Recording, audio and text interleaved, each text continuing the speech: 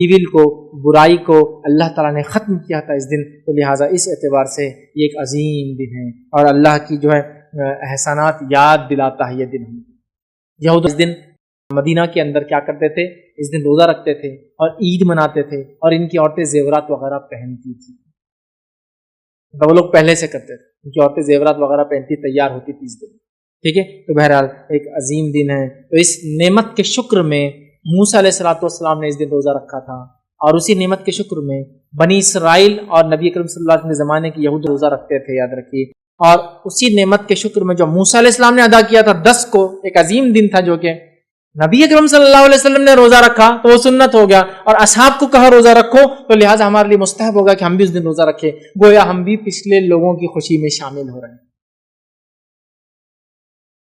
گویا یہ موسیٰ علیہ السلام ان کی قوم کے لیے، بنی اسرائیل کے لیے انڈیپینڈنس ڈے تھا،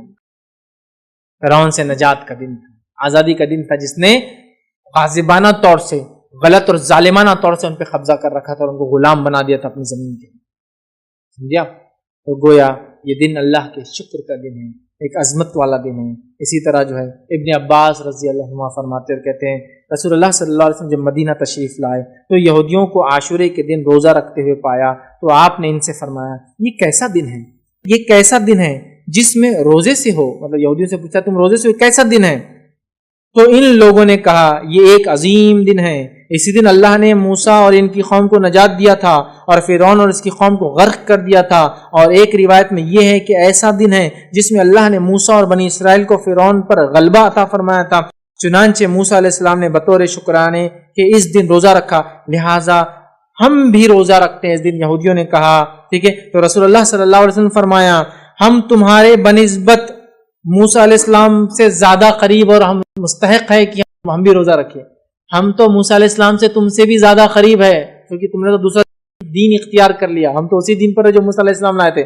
جب یہودیوں نے کہا کہ ہم موسیٰ نے کیونکہ اس خوشی میں روزہ رکھا تھا، ہم بھی اس خوشی میں شکرانے میں روزہ رکھتے ہیں، تو اللہ کے رسول نے فرمایا ہم زیادہ مستحق ہے کہ موسیٰ کی اس خوشی میں شامل ہو اور شکر ادا کریں، لہٰذا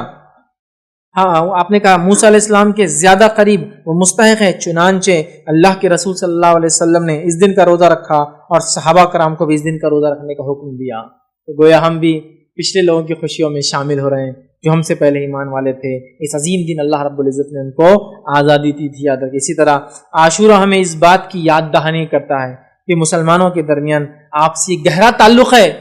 چاہے ہم زمین زمانے کے اعتبار سے دور ہو، آپسی گہرا تعلق ہے۔